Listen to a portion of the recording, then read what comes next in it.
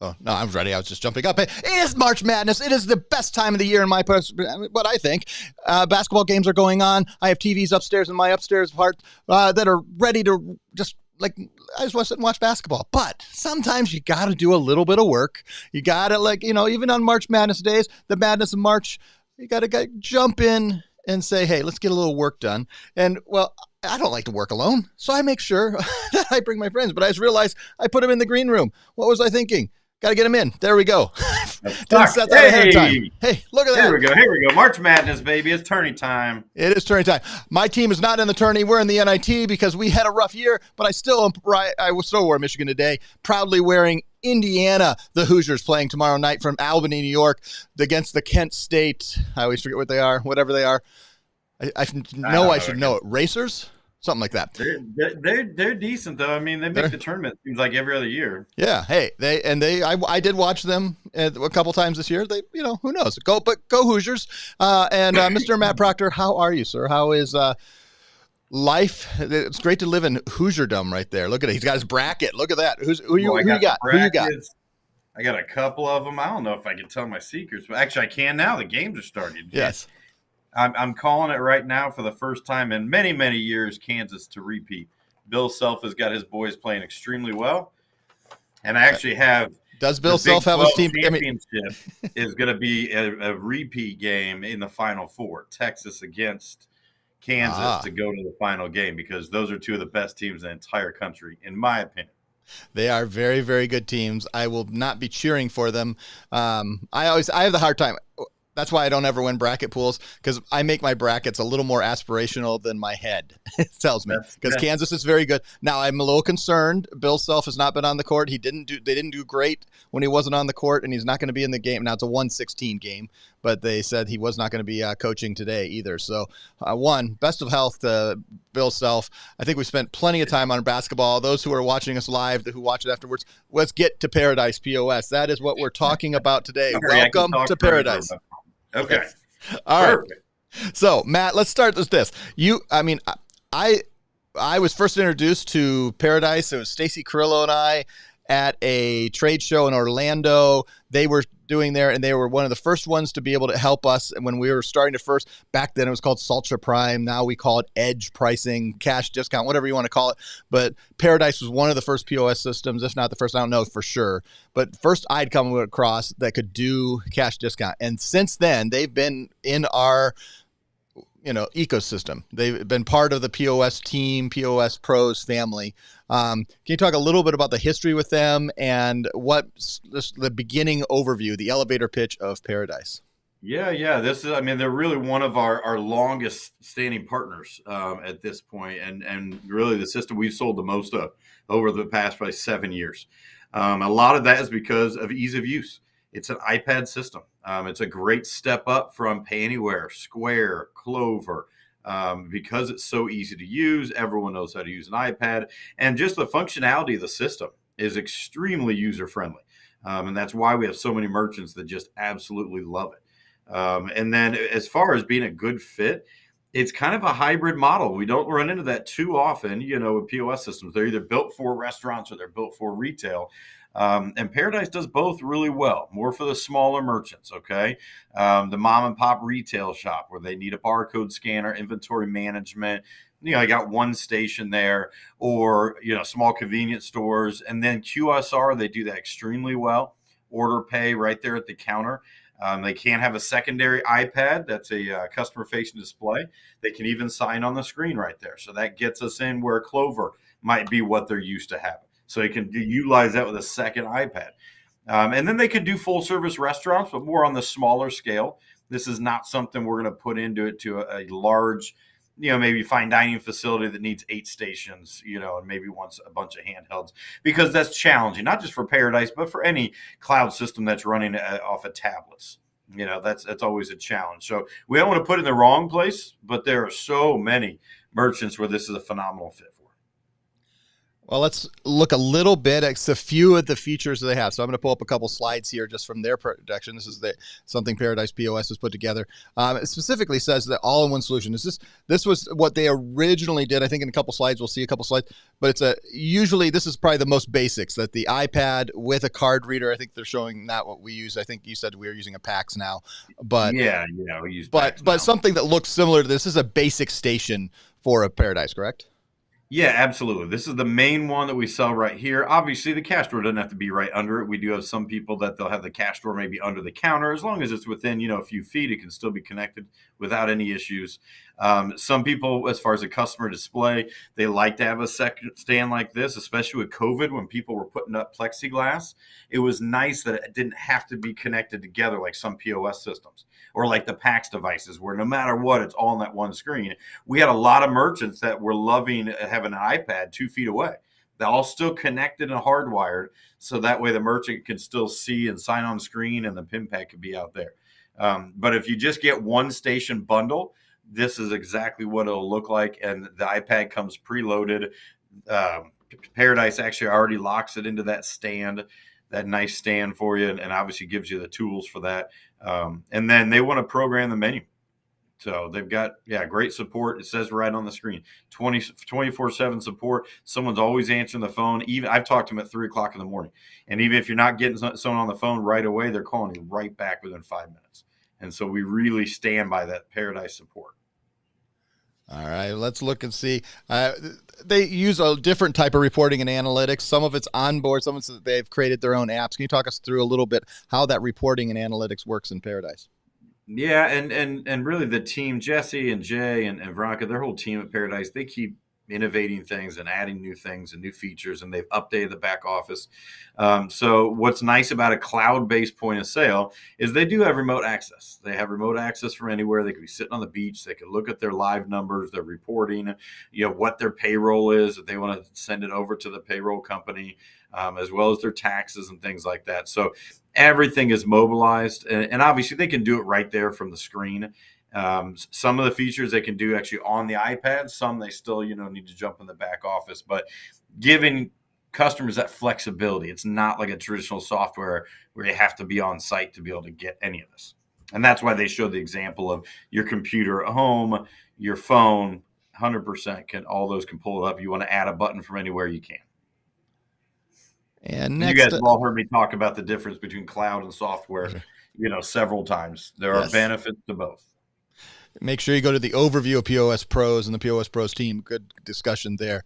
A lot about how customizable is Paradise. You said it's really interesting that it's really truly a hybrid as it breaks in. How does it look different and function different from retail versus hospitality and restaurant? Well, it looks similar to this. We're looking at an ordering screen here, and this is all customized. They can move these buttons around, different colors to everything, different colors to the categories, based on what they want. We're looking at the restaurant setup right now, which is why on the bottom right, it's got those yellow buttons there to send to a kitchen printer, look up recipes. In the retail environment, it's just a little different. It doesn't have that over on the right side. You're using a barcode scanner. They can still click on the screen for any quick buttons. But really, they're just scanning, and on the left side, it's just bing, bing, bing on the ticket. If they tap on one of the items on the receipt, the bottom right side now, instead of having those restaurant features, it actually pulls up their full inventory. So very user-friendly. They can see exactly how many they have in stock if they need to reorder that item. This system is so easy when it comes to adding buttons. They actually give the owners access to do it right from here. Now, obviously, that's not for the employees. It's all permission-based.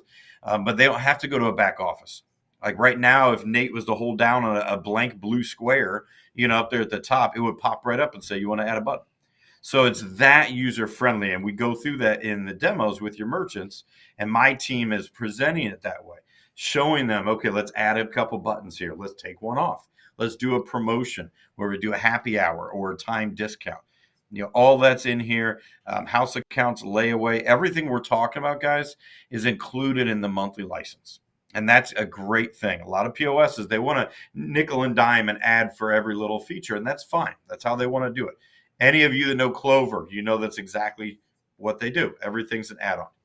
So $49 a month license per station is a heck of a price for everything that they're getting here. Time clock. All their employees clocking in and out. I mentioned permission-based. That's huge when it comes to your managers compared to your regular hourly employees. And then this is a nice improvement. At the bottom there, it says up to 70,000 SKUs. It did not used to be like that. Years ago, they couldn't do more than 10,000. So they've really bulked that up more on the inventory side and on the retail side to be able to handle that convenience store that has 25,000, 50,000 SKUs. So nice, easy, simple to use. Well, and by the way, they can remotely log in. That's another huge thing. They give you a link to the calendar so you can schedule training with a Paradise team anytime, whenever you want, even a year down the road. But they can remotely log into the iPad. So it's nice to be able to see their hand moving around. It really helps for training. All right, let's look at what we've got next here. Best fits with Paradise POS. Restaurants and liquor stores. Is that especially at that 70,000 that starts to get 10,000? A lot of liquor stores are not going to be able to do that, but specifically when you get that 70,000, liquor stores and some of those higher pieces, they've been able to work into those systems. What are the best fits? And really, this is smaller liquor stores. If it's a large liquor store like a Total Wines that has 7 checkouts and over 100,000, obviously no. But you're going Bevmo, Total Wine first. If you have that contact, they're going to come talk to the POS pros. We'll work it. But right. No offense, Jesse and Jay, you are not going in Bevmo or Total Wine. Right. So no, I mean, the restaurant space, QSR, like I mentioned earlier, is great. They do have a table layout. As many different modifier groups as they want. They can do some delivery and to go. It's not as detailed as some systems where I'm tracking all my drivers, but it can print off a QR code. My drivers can scan it and give them directions, how to get there. They do have online ordering. We have a lot of merchants that love that. They want, they got a single station. They sell tacos. They want to do their online ordering. Maybe they want QR codes to be able to scan and have people order from their phones. Absolutely. And really, I just need to update these slides, Nate, because really instead of liquor store, it should say convenience store probably, because we've done a lot more convenience stores than liquor stores. And for that, Paradise does really well.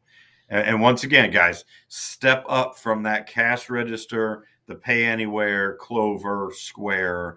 They want an easy system to use. And they're familiar, iPads are simple, boom, absolutely, this is the right system. Awesome. Well, and let's see next slides. Dashboard, and if we want to skip any of these slides, let me know, Matt. But this is dashboard purchase order system. I think they're starting to get into some of Yeah, this. we So. we can skip this. This is more for the retail side. They can do purchase orders, they can do order and receiving, all that through the back office. We go through that in demos, and answers questions about that. So that's more on the inventory management, which is not as important for a lot of our restaurateurs throughout the country, but 100% inventory is the main focus for any retail. So that's kind of applies to the retail, and that's just through the back office. They can't do it from the iPad.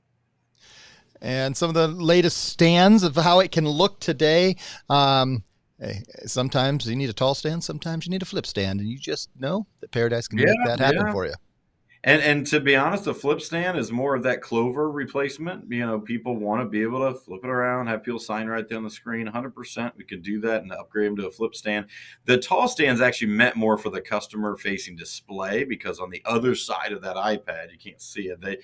They can have another iPad right there. Like I mentioned earlier, some people love that, but during COVID, when people had barriers up and things, people got used to having the iPads kind of farther apart. And so a lot of times we'll just order a second regular stand that they can put wherever they want and not have it just connected there. Or if they like that height of the tall stand, then 100% they can use that. Perfect. Then a little bit getting into some of the mobile things, the mobile printing, but also being able to, where are we with them with mobile online ordering and the pay at the table, the online order or order at the table Yeah, so solutions. we do have mobile ordering. They work with a PAX A920, which is great. For a little while, we went with the A60, which is fine too, but the A60 didn't have a printer. Okay, so now we have the A920s back, and Jesse and his team are doing a great job of keeping those in stock. We do require access points no matter what, even if it's just they got one station, they want one handheld. No matter what, they're going to have an access point, and those need to be hardwired. That's a booster. Okay, that's to increase their Wi-Fi and their internet. And that's not just with Paradise, that's with Toast, it's with any system that's dealing with handhelds. You have to have access points to make sure you get the best possible connection. And we want to keep it limited. I mentioned at the very beginning, the hardware, we don't want to have a lot of hardware with a small cloud system like this. We're going to have issues with connectivity. Okay, so we're looking at 1 to 2 handhelds maximum. And this screen is nice just to show you what it looks like if they're signing on the screen, they can have all those different tip options. But yes, they can, work really well with that A920 or iPads. We have some merchants that they're like, I had Talic and I have a bunch of iPads. Can I still use some of these? Can I use a couple iPad minis? Sure. Yes, they can use any iOS product we can utilize with Paradise. They will have a license fee if they're using it to actually ring up payments. If they're using the Paradise app, there is a licensing fee. Okay, that $49. So, and it's nice because the A920, they can also have a SIM card if they're worried about their internet issues, things like that, so they can still take a payment. Perfect. All right. Then we have several slides here. I'll kind of flip through them on online ordering, kind of talk about the basics of online ordering. But they have, in fact, I don't know which slide do you want me to stop on? They were very excited when they came out with online ordering. Yes, we got 4 slides on this. To be honest with you, Nate, they do online ordering really well. It's simple, it's easy. I think it looks good.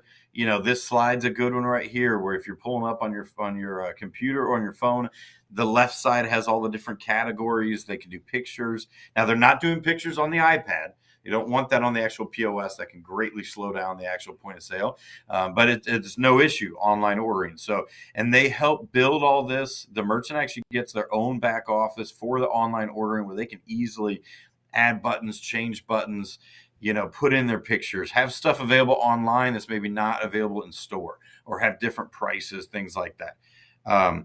It's all mobilized, so you can go from your phone and be able to easily look at their store and have it mobilized, so it's not super tiny. It looks good on a phone. And so, yeah, we're really love to promote this, especially with COVID. More and more people are going online ordering, or they're thinking about it in the future. 6 to 8 months, they know they need to get online ordering. And this can be attached to their social media. And that's what a lot of the smaller merchants, they might not have a big full website. but they've got their Facebook, they've got their Instagram, they're posting pictures. Guess what? They can have this link to their Instagram, their online ordering. Click here to order, or right there on their Facebook. And that's really a big benefit, because the goal of online order is obviously to increase their revenue. Increase their revenue, automatically prints to the kitchen. They can make it so they pay right there. They can make it so they can do future orders. They can turn it off, on, whenever they want. They can slow it down if they're getting killed on a Friday, Saturday night. So they have complete control over their online ordering.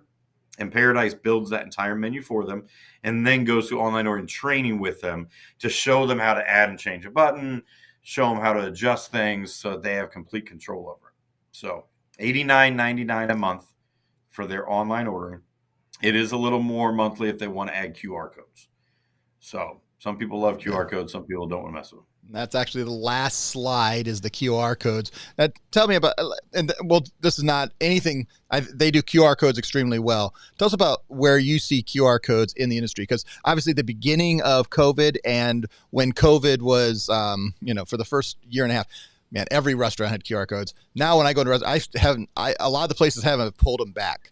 Is it just they don't want that customer experience? It was an issue. They didn't like how it worked in their back of house type things, or is it just, hey, we just wanted to go back to the way we did it before? Where is your take on how QR codes? Because I think many of our systems do it, including Paradise, do it very well. I think, just to be honest, I think full service restaurants have all scaled way back on it because of certain issues. Some of them just want it to be able to look at the menu, and that's normal. You scan it, you pull up the menu from your phone, and you order. I think it was confusing for people. I think they had orders coming back, and some of them hit the kitchen, some of them didn't. So where we're seeing it a lot more now, especially in the last 18 months, are QSR.